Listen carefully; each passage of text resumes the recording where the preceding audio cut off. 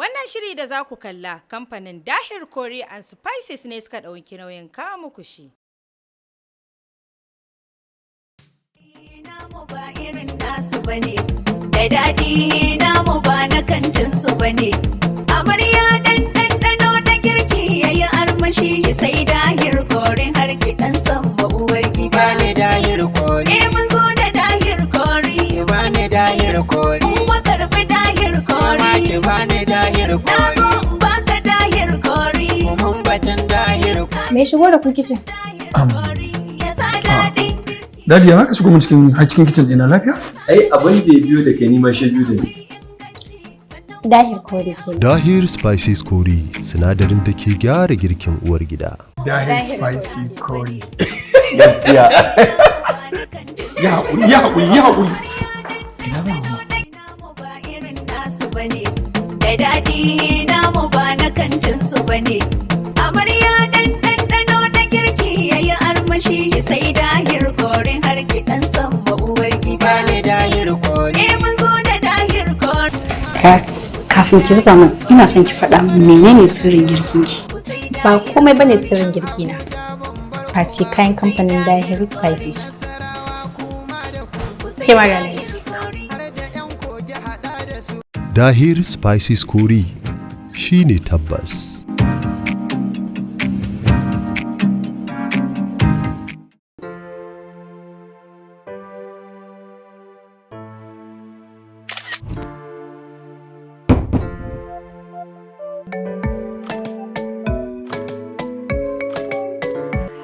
Ya kai kawata?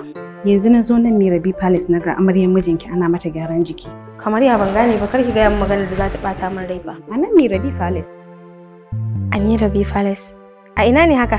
Ina nan kan titin Zoo Road. Ina zuwa, ba ni minti biyu ina zuwa. Uwar gida. Ina kuma za ka je? Zan dan fita ne kawai. Bari to ni ma yanzu mu tafi. Kamar ya. Inda ka kai amarya kaman gurin gyaran jiki, ni ma can zan je. Saboda ki ba an yi miki gyaran jikin naki ba? Eh, amma ba a Mirah Palace ba. Kuma da yayi kyau wallahi da ka ce min yayi kyau. Amma bai yi kyau ba, inda ka kai ta can ni ma za ka mai da ni a sake kwamfari. So ka kira na dina kai ni kamar jaka? Haba. Inda ka kashe mata kuɗi ni ma sai ka kashe mu. Ina ai son kai ne. Ba dai Mirah Palace ba? Eh, Mirah Palace. Je.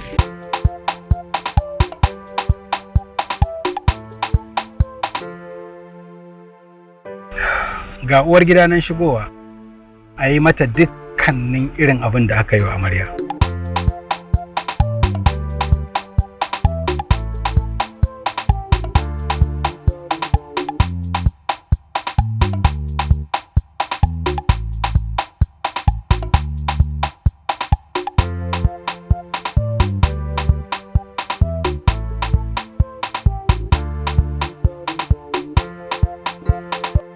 Mirah Palace, gidan adon mata da kwalliya. A Mirah Palace suna kitso kala-kala, suna gyaran jiki, sannan kuma har da facial, gyaran fuska, ga kuma sabulai kala-kala da kuma turaruka masu kamshi masu kama jiki. Mirah Palace, gidan ado da kwalliya. Mirah Palace da Mirah Herbs suna nan akan titin Zoo Road a Mana Plaza kusa da Shoprite, opposite Sufi Mart, saman Bene. Shago mai namba 9. Za ku iya samun mu a wannan nambobin waya 081-6392-3333 ko kuma 091-2397-8442.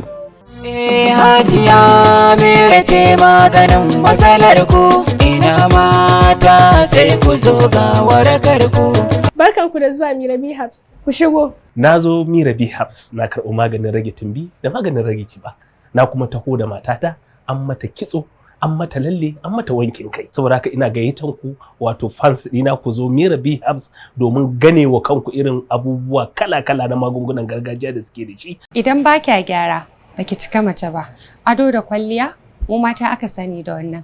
Ni ma na zo Mirah Herbs Palace. Akwai magungunan kiba wanda mace za ta sha ta cicciko ko ta ko ina. Akwai mayuka iri-iri na gyaran jiki. A bangaren gyaran jiki suna facials, ana makeup, sannan ana gyaran amarya. Akwai turarukan kamshi kala-kala, sannan akwai gurin yin lalle. Idan kuka zo Mirah Herbs za ku samu komai na gyaran jiki na mata. Ba mata kawai ba, har da maza kuma ba a bar ku a baya ba. Mira tana gyara aure, zamantakewa yi daɗi, yawan faɗa yau da gobe kana jin haushin matanka ko matanka tana jin haushinka, Mira tana gyara shi. Muna da magunguna kala daban-daban. Muna da maganin sanyi, dan sanyi mugun ciwo ne, shine yafi damun al'umma a cikin zamantakewa. Komai sai da gyara, sai kuma da magani. Ni ma Jamila na gudu kuka gani. Zan ba ku sata amsa, ina zuwa Mirah B House.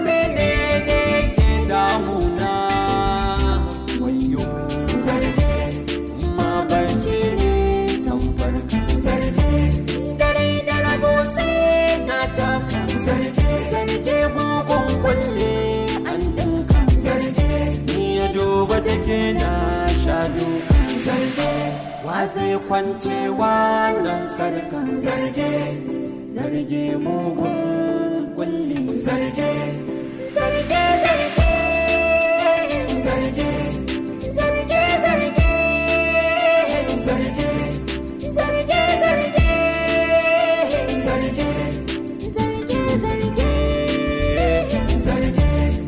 zarge zarge.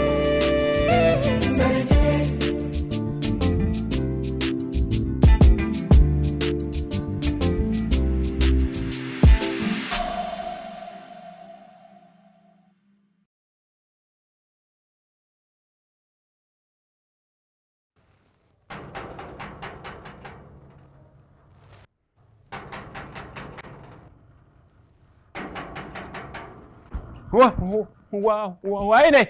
Baki ne. Salamu alaikum. Wa alaikum salam. Ina za ku je kuma? Mun zo wajen gwaggo ne, ta yi bakuwa ne daga ƙauye. Dama ta san da zan ku? Eh. To shi kenan. Fito lafiya. Allah ya sa. Taho.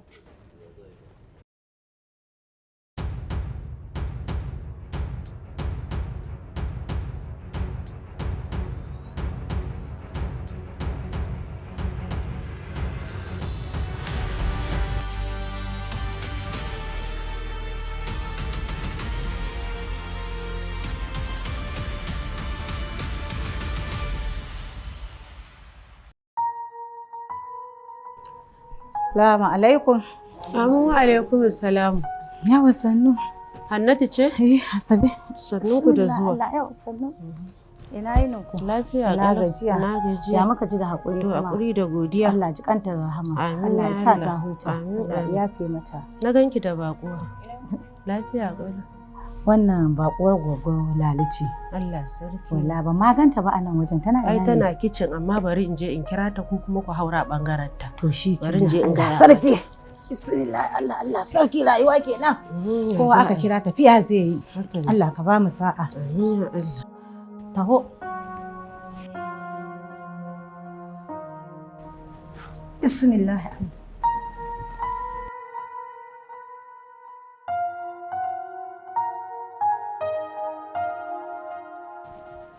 Wai har yanzu bai yi bacci ba? Wa alaikum salam jagogo. Yawwa. Wallahi. Yawwa. Sai ga bakuwa katsam. Ai rayuwar da yake nan. Haka ne. To yanzu bari in je bangaren Hajiya, in je in kare musu ta'aziya kafin an jima na samu na wuce. Amma dan Allah ki faɗa mata. Ta rage kwakumarsu da take yi. Ta bar shi ya kwanta ya bacci cikin salama mana. To shikenan sai kin fito. To madalla. Nagode. To masha Allah. Madalla.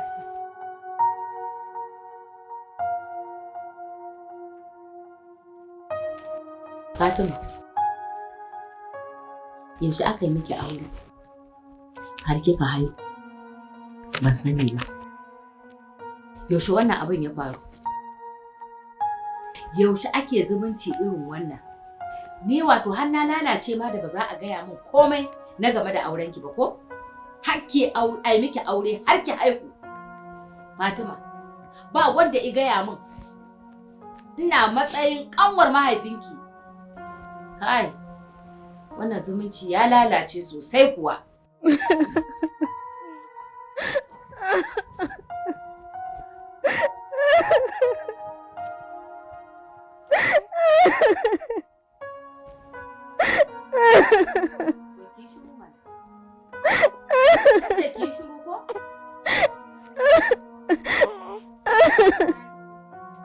Ba kuka zaki ba. Bayanin zaki bin me ya faru yaushe aka yi haka? Kuma me yake faruwa?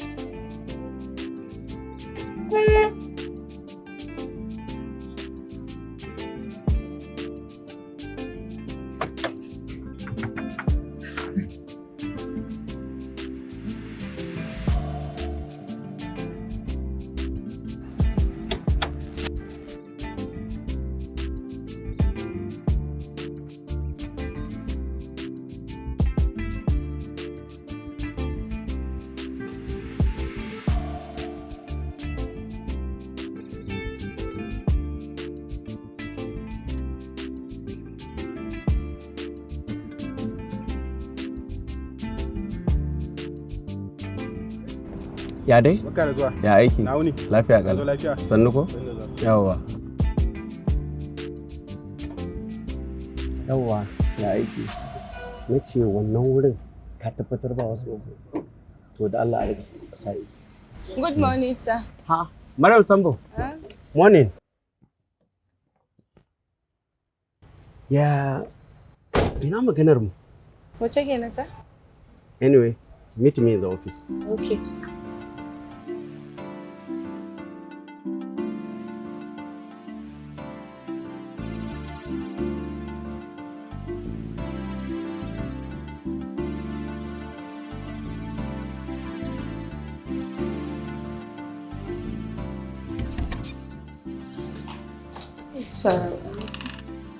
Wa alaikum assalam.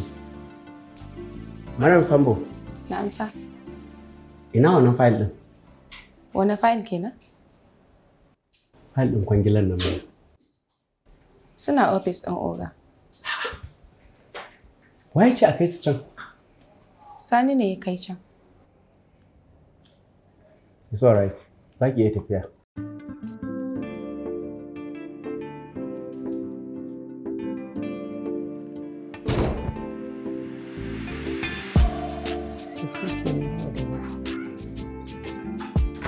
To shikenan za mu yi magana anjima. Surayya, me ya shigo da ke? Kin san yadda al'amarin ne yake. Me sai kin dinga nanike min? Hajiya baki ne suka zo gaisuwa. Dan baki sun zo dole sai an zo min haɗaki an biyo ni? Me ya amfanin wayar hannunki da ba za ki iya kira na ba? Hajiya ne ta kira numban ki tun ɗazu line busy yake faɗa shi yasa. Dole sai kin yi taka tsantsan. In ba so kike kwaɓan mutu ruwa ba.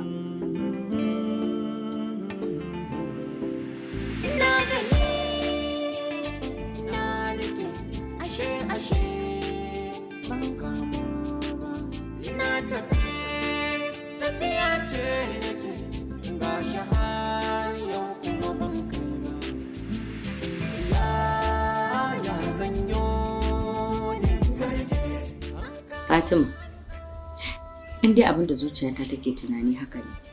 Fatima kin ɓata rayuwarki. Kin lalata tubalin da zaki gina rayuwarki da shi. Fatima.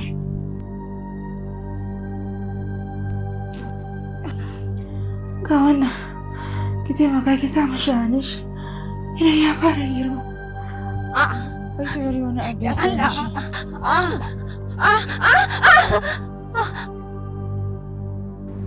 Kai, gaskiya ba zan gaya gogo gaskiyar lamarin nan ba, saboda ita ma ba lallai ta yarda da ni ba. Kamar yadda su inda suka kasa fahimta ta, bai zama lallai ita ma ta fahimce ni ba. Don haka zan bar ta ne akan kawai Faruk ɗana ne, ko don ya samu kulawar da ta dace. Allah na shiga. Wallahi in dai haka ne kin lalata rayuwarki, rayuwar da har abada ki gyara yadda kike ba. Gaskiya wallahi kike baki ba, amma zai fai wuya kafin ki maida alherin rayuwar irin wannan. Wannan shi kika haihu ne Fatima, a gaban Mariya kika haihu, amma dan rashin imani suka barki kika ballo kika hawo haka. Fatima, ki gaya min gaskiya, cikin banza kika yi ne ko kuma yaya? Ya aka yi? Gugu kima idan ba za ki karɓe ni ba, ki bari in tafi kima ki rasa ni kamar yadda su babba suka rasa ni. Ki bar ni kawai gogon ta bai shiga duniya idan ba za ki karɓe ni ba. Tabbi, lalle wannan lamarin babba ne. Bari in kira su to in ji abin da ya faru. A'a gogo, kada ki kira su. Gogo idan kika kira su za ku neme ni ku rasa ni. In dai ni ce gogo na yarda da kaddarar ta same ni ku bar ni a haka. A'a wannan yaron dole a kai shi asibiti gaskiya.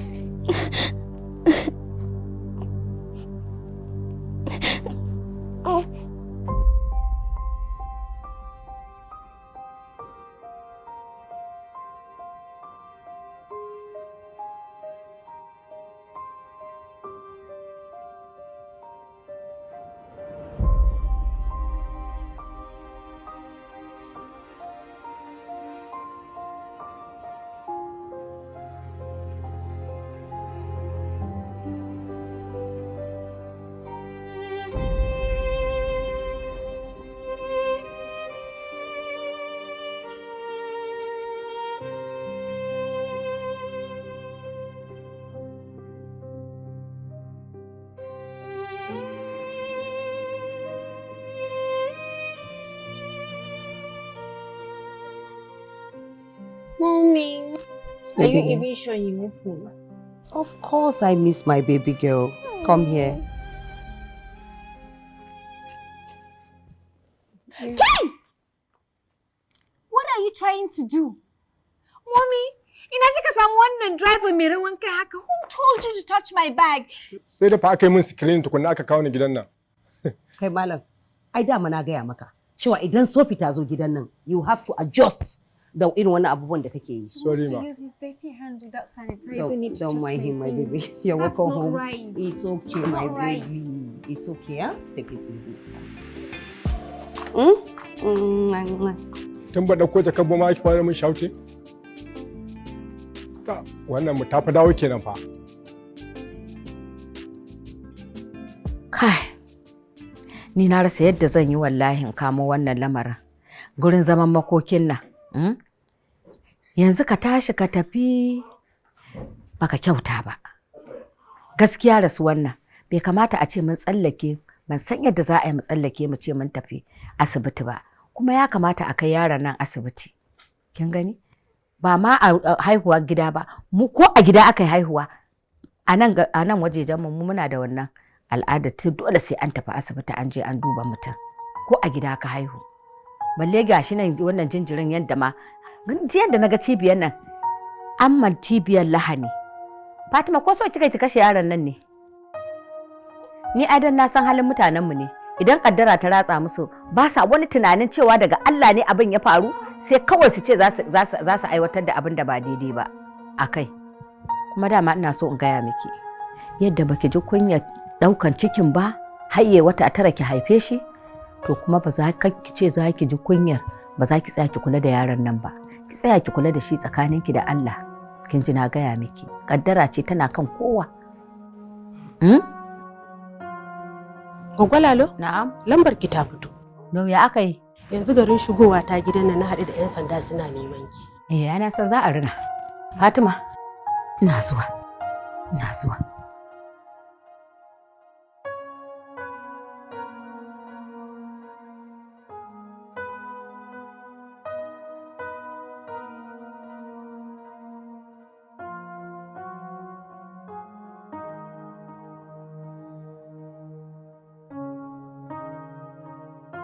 Sannu?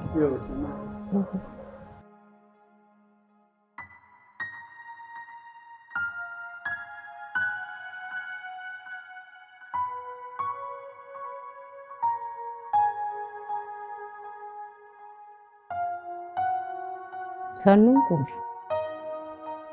Sannajiya. Yawwa. Sannu. Ya ƙarin haƙuri. Haƙuri da godiya. To, an ce duk mai rai mamaci ne nan. Allah ya kyautata makwanci. Alhaji. Na'am. A yanayin aiki irin namu, zan so a ce na ganta just personal da Allah. Babu matsala. Ka san dama a doka ba a daƙile jami'i idan yana bincikensa ko yana bakin aikinsa. Thank you for knowing that. Alright. Gogo, da Allah ki yi haƙuri ki natsu ki ji duk tambayoyin da za su yi miki ko? Kuma ki tabbatar kin amsa su daidai da abin da kika sani.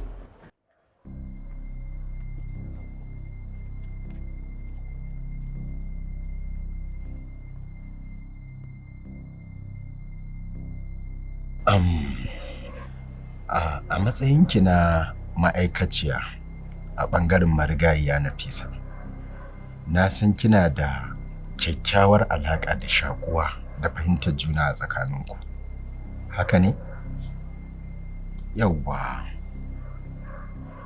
Na farko dai na san ke musulma ce, kuma mai tsoron Allah.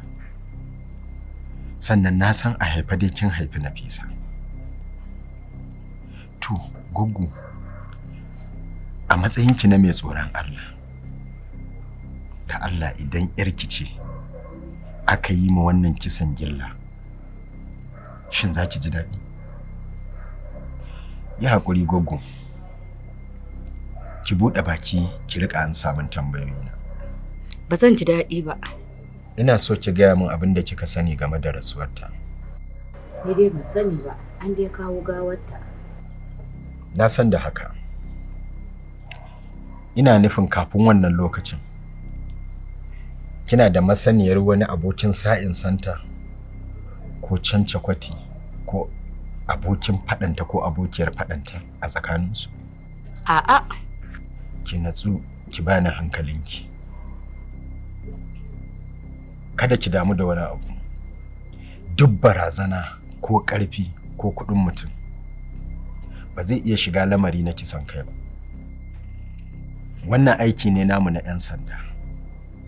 Don haka ki ba mu ansoshin tambayoyin da za mu yi miki, ki kwantar da hankalinki ki ba mu ansoshi domin za mu ba ki kariya 100%.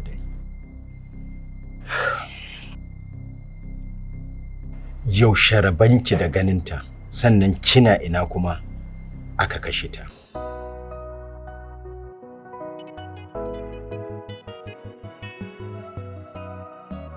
Kai jama'a, Goggo ba faka muka da ke ba. Ai hakuri uwar ɗaki na. A gaskiya idan na bar ki ka shigo kicin aikin nan, ai ban yi wa kaina adalci ba, saboda da Allah. Menene rashin adalci a nan Goggo? Ni fa cewa ne idan zaki ki kira ni na ga inda ake komai, ta yadda ko da nan gaba idan baki naji ina marmarin shi, na san yadda zan yi da kaina inda ke mai daɗin na neman irin naki. Gaskiya da to ai hakuri. Yanzu ma Hajiya kira na take ta yi. Tana ta kira na ina ta so in samu in gama dai in je. To shikenan Goggo, idan kin gama ki kira ni sai da kaiwa Hajiyar da kaina. Saboda daman yau ban samu na je na gaishe ta ba. Kin gana dan wanke laifi na. Gaskiya ne kuwa. Na ruwan Hajiya ta. To bari in je in kin gama sai ki kira ni. To shikenan. Ina zan bar ki zo aiki a kicin uwar ɗaki na ai ba zai yiwu.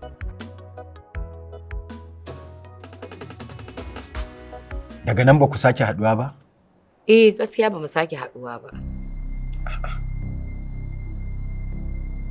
A bangaren ta kike wuni ne? To, idan na yi mata duk abin da na yi na gama, komawa wajena nake yi. Sai dai kuma tana da buƙatan wani abu sai in zo in yi mata.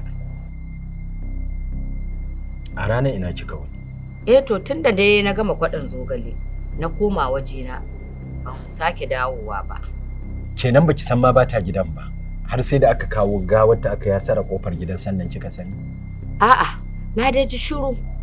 To wani lokaci na ɗauka bacci take yi. Sai magariba na je ɓangarenta saboda ina gudun barinta ita kaɗai. Duk inda na je na dudduba ban ganta ba. Shine na je na gaya wasu Hajiya.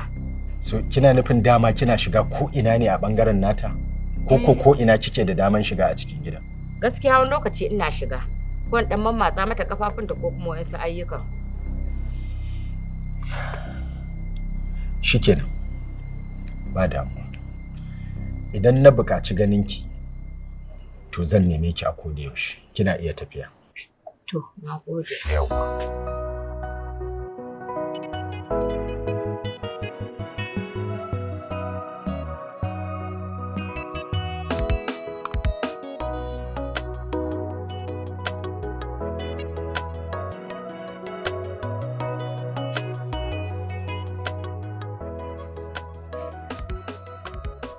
Wannan shiri da kuke kallo kamfanin Dahir Curry and Spices ne suka ɗauki nauyin kawo muku shi. Assalamu alaikum. Sunana Hajiya Mirah, mai kayan mata kuma likitar mata.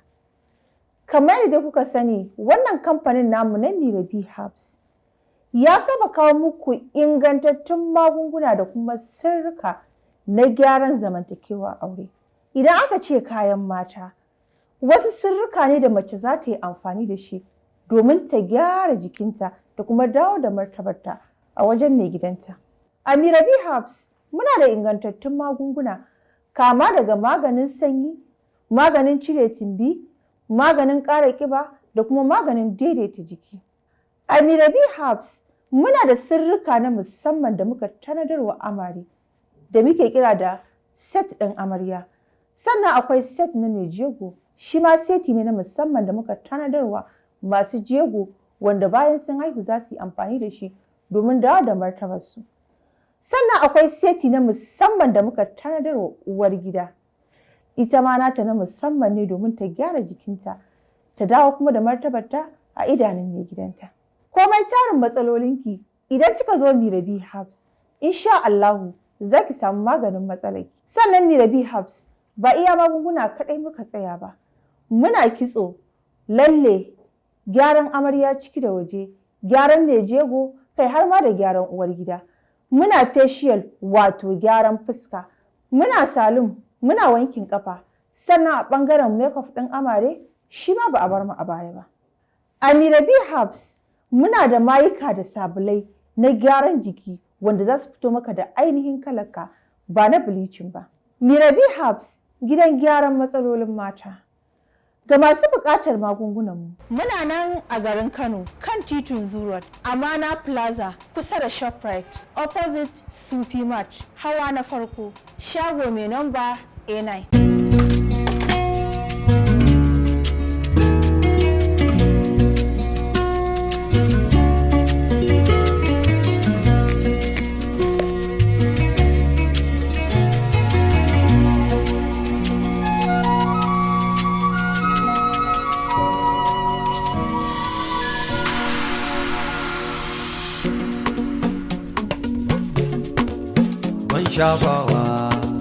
Man shafawa shine man nunawa, sanya jiki yayi luwai-luwai da kamshi. Kake kallo? Daga fata na shige, daga mata na baza ka fasa. Irin wannan kyau haka? Gaskiya ya kamata ki faɗa mana sirri. Man shafawan Hayal Pomade shine sirrin fata na.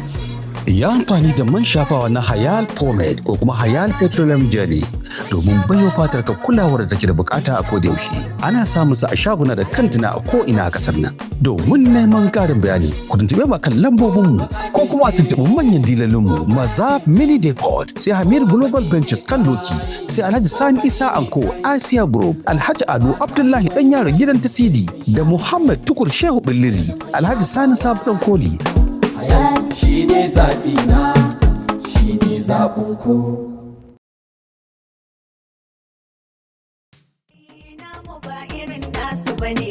Da daɗi namu ba na kantinsu ba ne. Amarya ɗan ɗanɗano na girki ya yi armashi sai dahir kori har gidan samba uwar gida. Ba ne dahir kori. Mun zo da dahir kori. Ba ne dahir kori. Kuma karɓi dahir kori. Ba ne dahir kori. Na zo in baka dahir kori. Mun batun dahir kori. Me shigo da ku kicin? Ya sa daɗi. Dadi ya haka shigo mun cikin kitchen ɗina lafiya? Ai abin da ya biyo da kai nima shi biyo da ni. Dahir Kori ke. Dahir Spices Kori sinadarin da ke gyara girkin uwar gida. Dahir Spicy Kori. Gaskiya. Ya haƙuri. Da daɗi namu ba na kantinsu ba ne. Amarya ɗan ɗanɗano na girki ya yi armashi sai dahir kori har gidan samba uwar gida. Ba ne dahir kori. Mun zo da dahir kori. Kafin ki zuba min, ina son ki faɗa min menene sirrin girkin ki. Ba komai bane sirrin girki na. Face kayan kamfanin Dahir Spices. Ke magana. Dahir Spices Kori shine tabbas.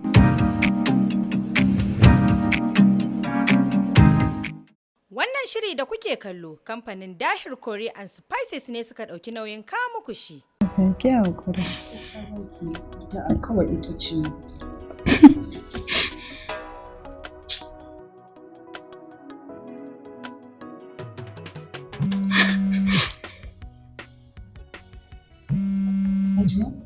Hajiya Turai tana kiran ki. Hello? Hajiya Turai?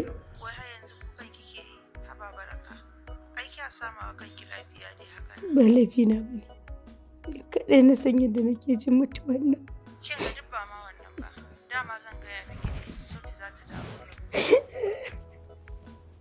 Hello Hajiya. Ki haƙuri a halin da take ciki ba za ta iya yin magana ba. Zan kira ta zuwa anjima. Ya haƙuri. Rajuwa. Allah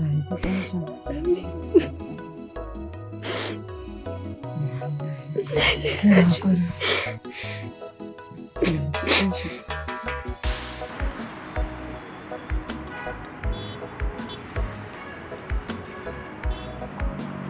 Mama, amma dai gaskiya ana samun matsala wajen karɓar haihuwa. Me yasa ba kwa son zuwa asibiti idan ba ku da wanda zai karɓi haihuwar a gida? To wallahi kuskure aka samu a gurin haihuwar. Shi isa ma muka zo akan a gaya mu na ce ku yi haƙuri a taimaka mana. To shikenan ba damuwa, amma yanzu akwai wasu gwaje-gwajen da za a sake yi masa bayan wa'inda aka yi masa. Amma gaskiya sai zuwa jibi sai mun ga yanayin karɓuwar maganin da muka ɗora shi a kai. domin gaskiya cibiyarsa tana gab da samun matsala.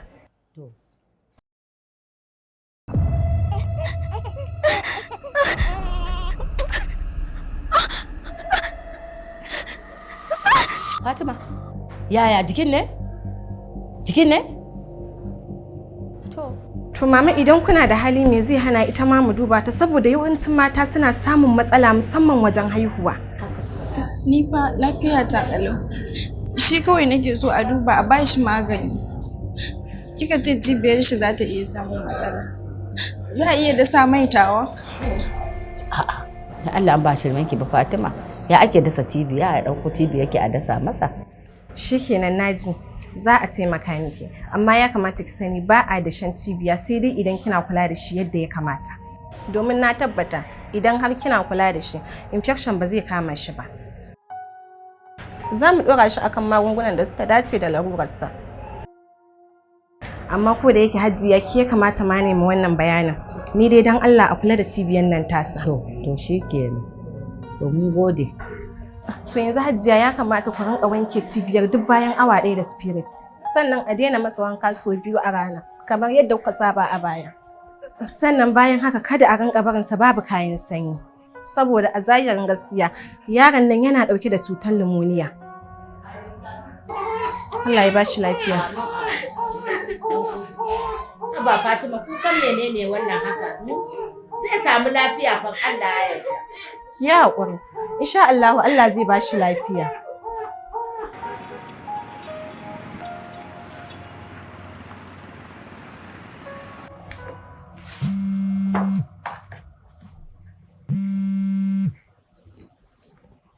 Hello sir.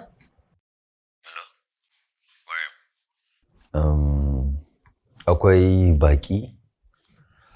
baƙin da za su zo da ina so ki zauna da su. Sai akwai wani mutum ya ce za ku haɗu yau. Alhaji Sammani. Shi ki tura shi ofis ɗin Zayad, shi zai zauna da shi. To shi kenan.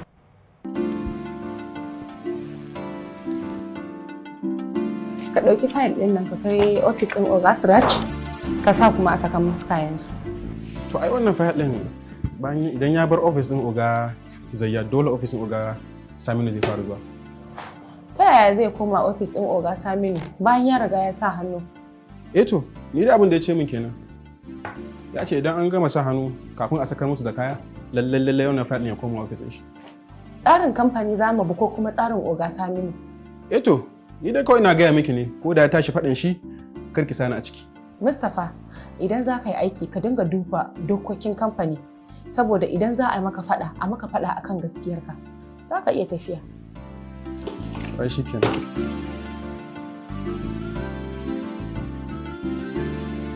Assalamu alaikum.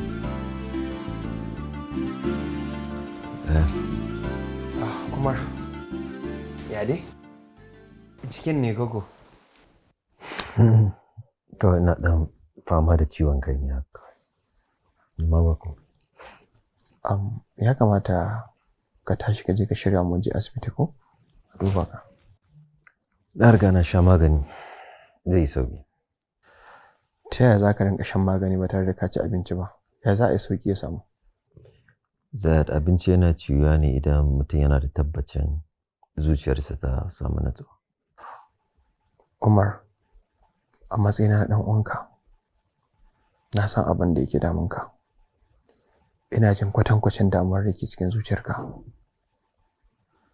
Sai dai babu yadda zai yi in magance maka lalurar da ke cikin zuciyarka.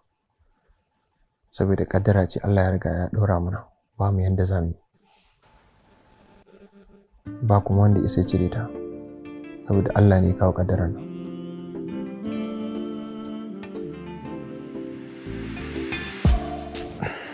Dad, ina so ka je kamfani yau. Akwai mutanen da za su zo, ina son ka je ka zauna da su a gargashin ofis ɗinka. Na riga na gaya wa Maryam. In barka a cikin wannan hankalin, a tunaninka ina da natsuwan da zan je in ga wani? In barka a cikin halin da kake ciki? Duk abin da ya shafe ka ya shafe ni. Bai tunanin zan iya zuwa in ga wani a wannan lokacin ba. Zan barka a gida a wannan halin ba. Sai dai abin da nake so da kai shine ka kira Alhaji Saminu da Maryam samu su gane da wannan. kasancewanka a wurin zai fi kwantar min da hankali Ziyad.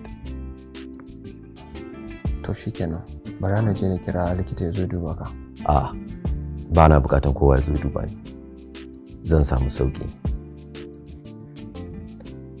Na dogara ga Allah ne zan samu sauki.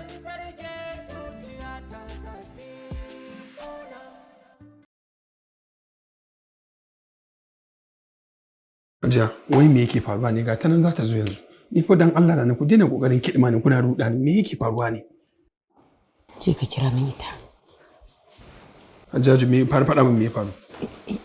Me faru ne? Sarayya, idan kika kwafsa min a gurin ASP, za ki ji a jikinki. Ni ma na suke ne? Kima kin san dole su neme ki. Idan kika kuskure, za ki koma inda kika fito. Kin san halina? Hajiya, kin san ina tsoron 'yan sanda. Kuma wallahi ba na son in je tsare ni da tambayoyi. Kawai ki ce musu ba ni da lafiya ko kuma lokacin da abin ya faru ba na gari gaba ɗaya. Ke, mahaukaciya, in za ki kama kanki ki kama kanki. Ke baki ko kin manta har gurin gawar kika je kuma lokacin da kika je dan sandan yana gurin. Za ki dawo hayyacin ki san me kike faɗi. Kin ji ko? Ki shiga hankalinki. Idan kuma baki da hankali ne, zan sa Haris ya koya miki hankali. Yaya ina magana kina neman hargitsa min tunani na? Surayya, ina da tabbaci da yaƙinin zaki iya sanar da ni abin da kika sani game da rasuwar matar yayanki Umar. Insha Allah. Ina sauraron ki. Dama Hajiya ce. Hajiya?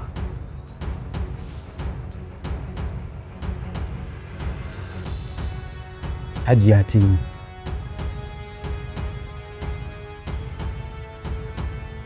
Kima kin san dole su neme ki. Idan kika kuskure, za ki koma inda kika fito. Kin san halina? Surayya, ba kya tare da ni. Hajiya ta yi ne. Ina tare da kai mana ofisa. Wayannan tambayoyin da kake mun Hajiya kadai take da amsan wayannan tambayoyin. Saboda ita ce take da halaka mai karfi da Anti Nafisa. Ni ko kowa ya sani a cikin gidan nan mai yadda aiki ce. Kuma ba da kowa nake sakewa ba. Matukar kina zaune a cikin gidan nan, dole ne miki tambayar da zaki gamsar da mu. Ba don komai ba saboda dole kin ji ko kuma kin gani ko kin ji wasu kalamai da suka shafe ta. Ni ban gane ba gaskiya. Ina da yakinin kin fahimce ni sosai, kin san abin da nake nufi. Just answer my question. Ni fa kamar yadda na faɗa maka ban san komai ba wallahi akan maganan kisan nan ba. Amma officer, ni a gani na ai bai kamata a ce ka zo ka sani a gaba kana min wayannan tambayoyin bayan mu aka yi wa rasuwan nan fa. Kuma muna cikin damuwa. Na fahimce ki. Kuma na gode. Amma tambaya na ƙarshe shine, shin baki san wasu mutane da take mu'amala da su ba? Ko yanayin zamantakewarta a cikin gidan nan naku? To, kamar dai mijinta dai ya fi sanin hakan. Saboda yawanci tare suke fita, har zuwa suke gurin abokanan aikin shi tare. Kuma kowa ya sani a gidan nan, Anti Nafisa tana da kyakkyawan zama da mu gaba ɗaya. Kuma ba ta faɗa da kowa. Kuma mu ma ba mu faɗa da ita.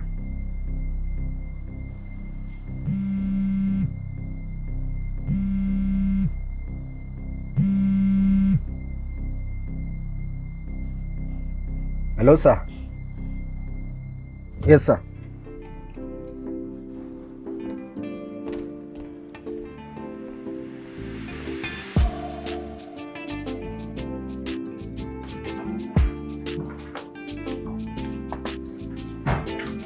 Madam Sambo, wai me ke damun ki ne? Babu komai sa. Oh, amma shi ne zan rika saka doka a ƙarƙashin ofishina kina karya min da takama? Ba haka bane ta kai haƙuri. Yanzu ina da bako idan na sallame shi zan zo ofis ɗin haka. Ban ga dama ba. Na tambaye ki me yasa kike karya duk wata doka da take ƙarƙashin ofis ɗina da takama. Sa ba laifina ba ne fa dokar kamfani ce. Dokar kamfanin ita ce ta baki dama ki gana da baƙin da ya kamata su gani? Ba baƙina ba ne, ba baƙin yallaɓai Zayyad ne. Kuma shi ya kira ni ya ce in ji da su. To amma sai dai ka kira shi ka ji daga bakin shi me yasa ya turo su wurina.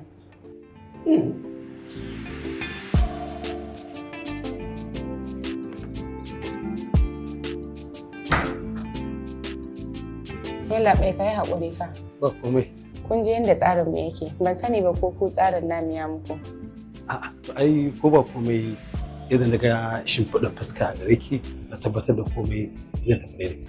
Kawai dai Alhaji Mustapha ya ce da ni wannan kuɗaɗen mu tura ta account ɗin Alhaji Saminu. Alhaji Saminu kuma? Ai ba a sa mana kuɗi a wani account ɗin in dai ba account ɗin kamfani ba. Yin hakan yana ja mana asara babba. Amma ga yadda tsarin mu yake ka duba ka gani.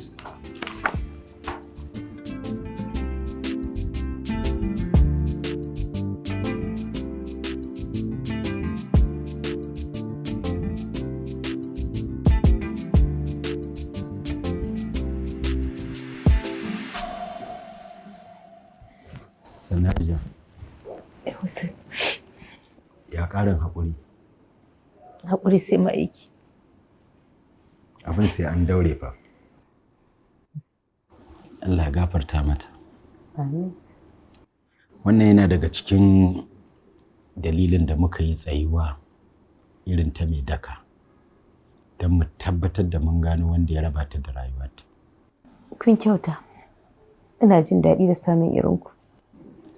Shi yasa muka yi ƙoƙarin dawowa don mu ƙara faɗaɗa bincike, mu tabbatar da mun samu musabbabin abin da ya halaka ta. Don Allah, ku yi bincikenku, amma ina roƙonku, ka bar ruhin yarinyar nan ya kwanta. Nafisa ‘yata ce, takan zo ta ɗebe min kewa. Ina da yaƙini a kanta. Fatan mu Allah ya ji kanta.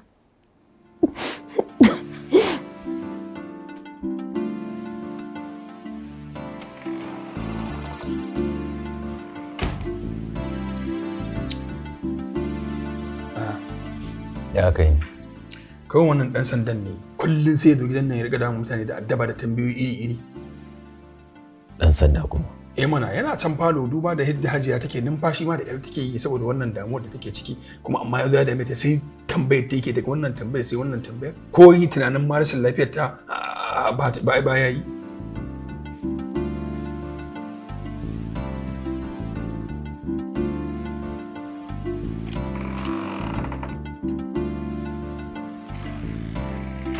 Hajiya, ki yi haƙuri. Ansarki za ta taimaka mana wajen gudanar da bincikenmu. A ranar an ce ta kawo miki zogale. Haka ne? Sam, ranar bata zo ɓangare na ba. Ta saba zuwa ta gaishe ni, amma ranar bata zo ba.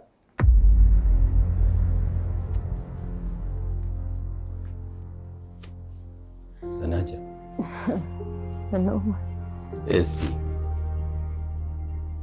Ina gani ya kamata ka tattara naka binciken ka koma da shi waje. Din ba zai yi ban kyale ka dinga zuwa kana tayar ma iyayena da hankali. Please. Wannan abu ne na dole ganin cewa mun binciko wanda yake da sa hannu a game da wannan kes. In dai akan mutuwar nan ne kuka shigo cikin gidan nan kuna mana zariya domin yafi ya ishe mu haka. Malam Umar, idan ku kun yafe, gwamnati ba ta yafe ba. Ya zama dole a bi wa yarinyar nan haƙƙinta na ɗaukar ranta da aka yi bata ji ba bata gani ba. Don haka muna son mu tabbatar da adalci a wurin da ake nema a yi ha'inci.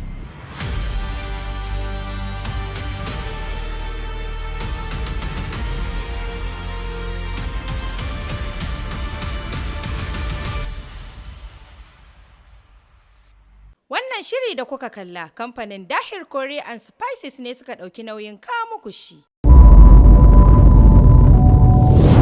Assalamu alaikum wa rahmatullahi ta'ala wa barakatuhu. Shin kun gaji da shan magunguna ba tare da samun wata cikakkiyar waraka ba? Ko kuna fama da cututtuka kamar su basir, hawan jini, olsa, ciwon siga da sauransu? To yau ga mafita mai inganci. Nurfan Herbal Medicine wata cibiya ce da ke haɗa ingantattun magunguna na gargajiya daga itatuwa, ganyayyaki, tsirrai masu aminci. Muna amfani da ilimi na gargajiya haɗe da bincike domin samar da magunguna masu tasiri ba tare da illa ba. A Nurfan Herbal Medicine muna da magunguna masu yawa, maganin sanyi wato infection, maganin basir wato piles da maganin ulcer, maganin hawan jini da maganin ciwon siga wato diabetes. A Nurfan Herbal Medicine muna da magungunan karfin jiki da kuzari. Ba iya nan muka tsaya ba, muna da maganin rage tumbi, sannan muna da maganin rage kiba, kuma muna da maganin da yake ƙara kibar idan ana bukata. A Nurfan muna da ingantattun magungunan maza waɗanda idan suka yi amfani da su za su kankaro darajarsu da mutuncinsu a cikin gidansu. Sannan muna da ingantaccen maganin wankin mara. Duk waɗannan magunguna an haɗa su ne daga ganye na halitta, kuma suna taimakawa jiki ya dawo da lafiyarsa a hankali ba tare da cutarwa ba. Kada ka bari cuta ta hana ka jin daɗin rayuwa. Ka zo kai tsaye ko ka kira nambobin wayarmu domin samun cikakken bayani. Nurfan Herbal Medicine, magani daga asali. Sunana Yakubu Muhammad, ni ne shugaban cibiyar Nurfan Herbal Medicine. Muna nan a garin Kano kan titin Zurot, Amana Plaza, hawa na 2, ofis mai namba 4. Ina matan gida musamman ma'abota tsafta da kwalli, 'yan kwalisa, 'yan gayu wanda suka san mahimmancin tsafta. Ina wacce take so ta burge mijinta ya dawo gida, ya ga gida yayi tsaf, kwanuka sun yi kal.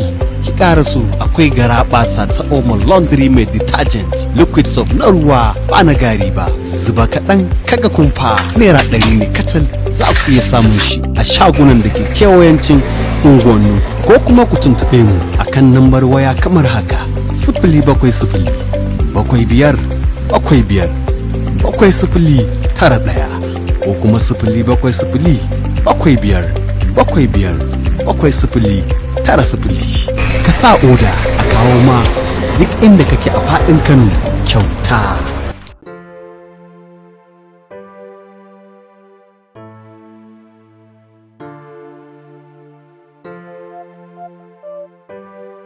Mirah Palace, gidan adon mata da kwalliya. A Mirah Palace suna kitso kala-kala, suna gyaran jiki, sannan kuma har da facial, gyaran fuska. Mirah Palace ba iya gyaran jiki kawai suka tsaya ba, akwai bangaren Mirah Herbs, ma'ana magungunan gargajiya. A Mirah Herbs muna da maganin gyaran mama, muna da kuma maganin gyaran hips, maganin sanyi, maganin basir, sannan kuma muna da maganin rage tumbi da kuma kiba, maganin ulcer da maganin gyaran iyali. Ga masu matsalar rama muna da maganin kiba, kai har ma da masu matsalar haihuwa. Sannan kuma muna da maganin sanyi na mata. Mirah Herbs da Mirah Palace gida ɗaya ne, uwa ɗaya uba ɗaya. Mirah Herbs gidan maganin gargajiya sadida. Mirah Palace da Mirah Herbs suna nan akan titin Zurot, Amana Plaza kusa da Shoprite, opposite Sufi Mart, saman Bene, shago mai namba 9. Za ku iya samun mu a wannan nambobin waya: 081 6392 3333 ko kuma 091 2397 8442. Sai kun zo. Hajiya Mirah, ina zaune da mijina lafiya ƙalau, amma tun daga lokacin da ya aure gaba ɗaya ya juya min baya. Baya kula da ni, baya cin abinci na, haka zalika baya shiga ɗakina.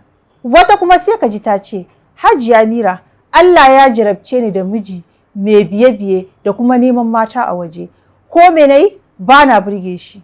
Wata kuma matsalarta tana fuskantar cin mutunci da kuma zagi har ma da kyara daga wajen mai gidanta.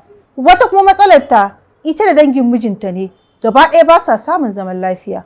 Wata kuma sai ka ji ta ce, Allah ya jarabce ni da hatsabibiyar kishiya wacce ta hana ni zaman lafiya ni da mijina.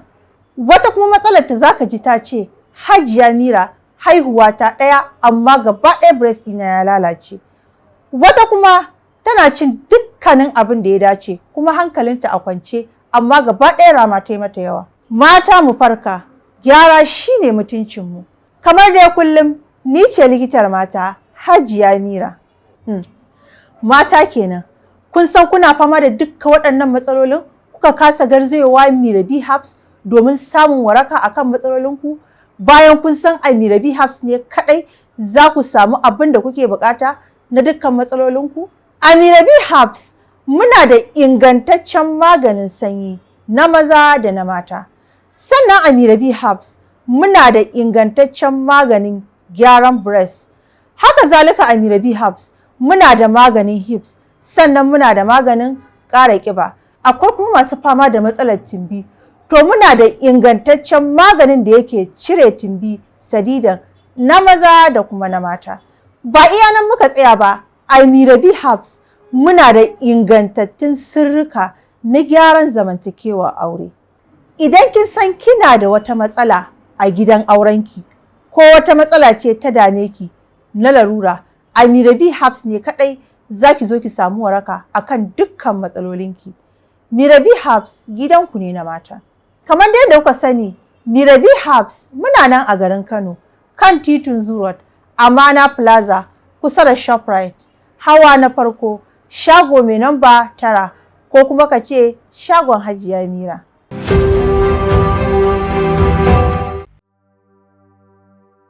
Yaya.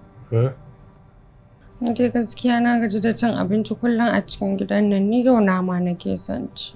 Nama? Nama. Ke, ni fa na gaji da wannan lamurkan naki. Ki kullum baki da aiki, zan ci kaza, zan ci nama kaza, zan ci naman kaza, zan ci naman kaza. Ki ba kuma rikiki ba, ni fa ban san mace siririya ba. Maganar Allah ni da na fi son ki fa haka dan girma, inda na dauka in kika ci zaki dan ƙara kumari ne kinki. Au. Na ki kumari. Kai an gaya maka wannan tumbin da kake da shi niki-niki a gaban ka so nake, ni ma ba haƙuri nake yi da kai a haka. Tumbin na wake haƙuri da shi? Eh. To akwai matsala. To kin san me za a yi? Tashi zaki mu tafi asibiti. Ni a sace min tumbin nake a hura ki. Wani asibiti? Kaga, ka tashi mu je akwai inda zan kai ka.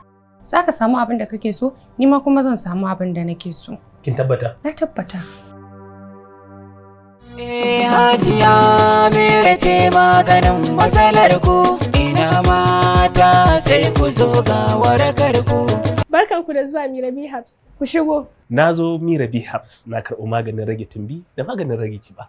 Na kuma taho da matata, an mata kitso, an mata lalle, an mata wankin kai. Saboda haka ina gayyatan ku wato fans ɗina ku zo Mirah Herbs domin gane wa kanku irin abubuwa kala-kala na magungunan gargajiya da suke da shi. Idan ba kya gyara, baki cika mace ba.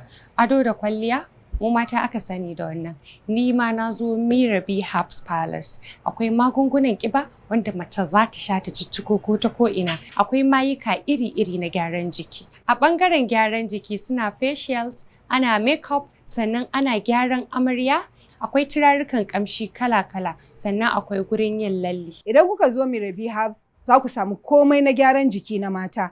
Ba maza kawai ba, har da maza kuma ba a bar ku a baya ba. Mirah tana gyara aure, zamantakewa yi daɗi, yawan faɗa yau da gobe, kana jin haushin matanka ko matanka tana jin haushinka, Mirah tana gyara shi. Muna da magunguna kala daban-daban, muna da maganin sanyi, dan sanyi mugun ciwo ne, shine yafi damun al'umma a cikin zamantakewa. Dan idan akwai sanyi, zamantakewar aure ba ta yiwa. Saboda haka duk wanda ya san yana da sanyi ya garzo ya zo Mirah Herbs, insha Allahu magani sha yanzu, magani yanzu.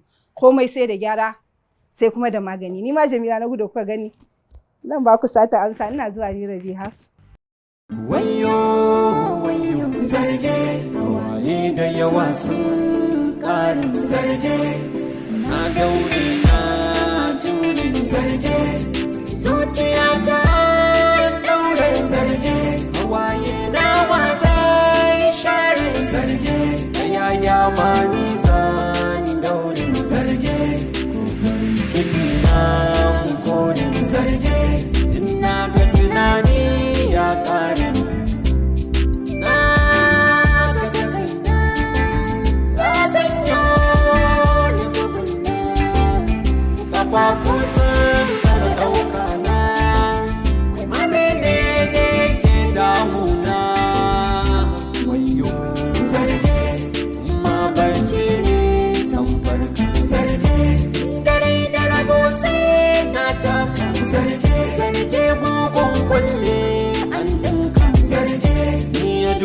da ke na sha dukan zarge wa zai kwance wannan sarkan zarge zarge mugun kulli zarge zarge zarge